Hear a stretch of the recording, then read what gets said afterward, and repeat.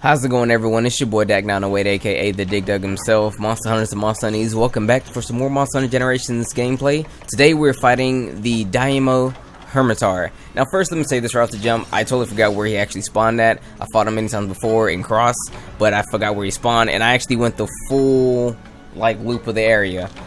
Don't go towards the desert, just turn around and go the other way. He spawns actually at 3. Well, with that being said, let's get into the nitty-gritty of this guy. Now, the Daimyo Hermitaur is actually a very interesting monster. He's a monster who appeared in, I believe, the first Monster Hunter. Pretty sure he did. I know for a fact he was in Freedom Night. People talk about him a lot.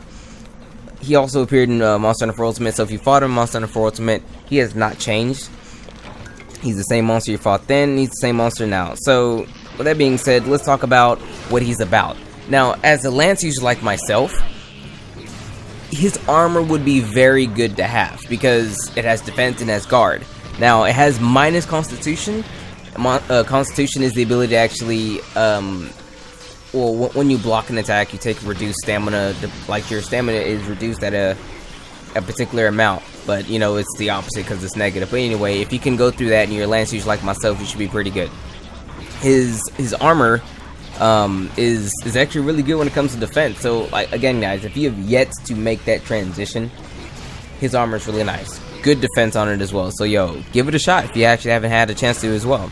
But moving over to the resistances and whatnot, if you fought the Yonkutku and you made a Yonkutku weapon and it's fire, obviously, you can bring that weapon here and actually use some good damage against them. Granted, it's not his number one weakness. His number one weakness is thunder, but if you have fire, it is still a weakness to him, so if you want to expedite your victory against this guy, you totally can. Now, this monster has a very unique fighting pattern. As you've seen here, it can actually dig. It will dig, and it won't necessarily follow a strict pattern. He will dig, I believe, 4 or 5 times before coming back up. So, count that. Also listen very carefully for the sound of him digging, so that way you know if he's close to you or not. Now, his strongest attack, well, 2 strongest attacks are when he opens his arms for a huge hug. It looks like it's going to give you a huge hug, but when he brings his arms back together, it does quite a bit of damage, so watch out for that. Another attack you should watch out for is that he'll actually leap into the air, just like now, and boom, come down on you. I immediately had to take a potion. I mean, I took way too much damage from that. So watch out for the hug and watch out for the big drop. If you watch for those things, you should be relatively okay. He also has a water beam, if you will.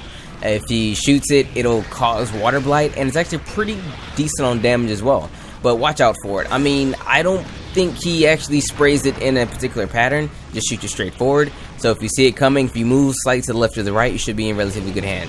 Granted, it isn't an actual full beam, so it doesn't take the entire length of the map. So it actually only has a set distance, so you can actually be out of range of it and still be okay.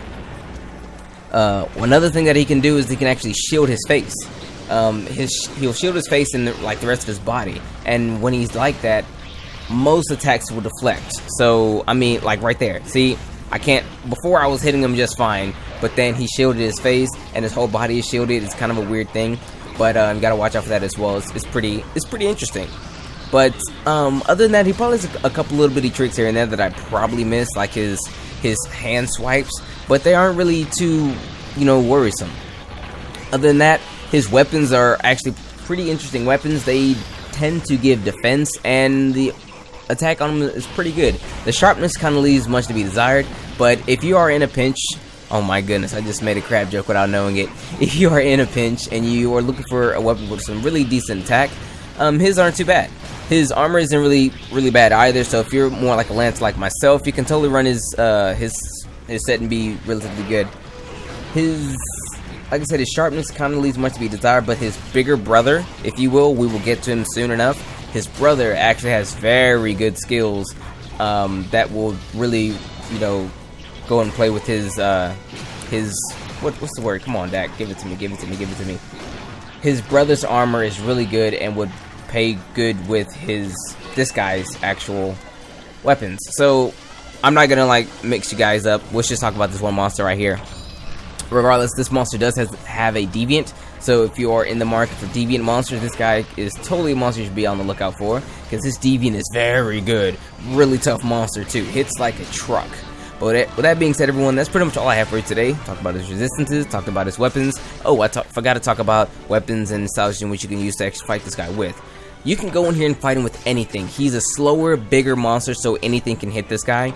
So whatever style you like to use, I used aerial and pretty much destroyed him in like 10 seconds flat. You can use aerial as well, but I would recommend either using aerial or adept, because his attacks, they're not necessarily totally telegraphed, but they are clean enough to where you can see them coming and actually get the dodge in as well. But with that being said, everyone, it's been your boy Dak908, aka the Dig Dugger himself. Thanks so much for watching the video, and if you liked it, you know what to do. Regardless to everyone, have a wonderful rest of your day, and as always, may the desire sensor forever be in your favor.